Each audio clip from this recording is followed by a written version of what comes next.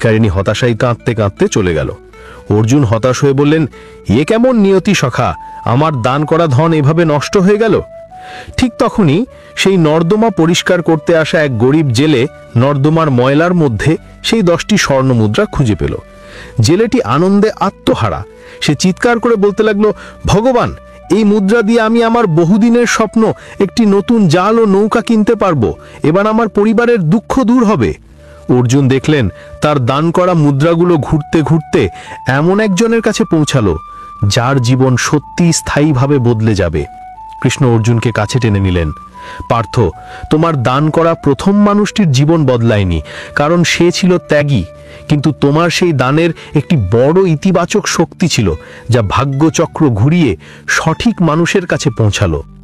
জীবনের সব দানের ফল তুমি সরাসরি দেখতে পাবে না, কিন্তু তুমি যদি সঠিক উদ্দেশ্য নিয়ে দান করো, তবে সেই সাহায্য তোমার অজান্তেই অদৃশ্য পথে এমন মানুষের কাছে পৌঁছাবে যার জীবনে তা স্থায়ী পরিবর্তন আনবে।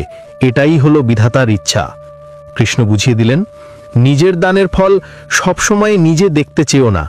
তোমার ভালো কাজ এমনভাবে ছড়িয়ে যায় যা তুমি কল্পনাও করতে পারো না।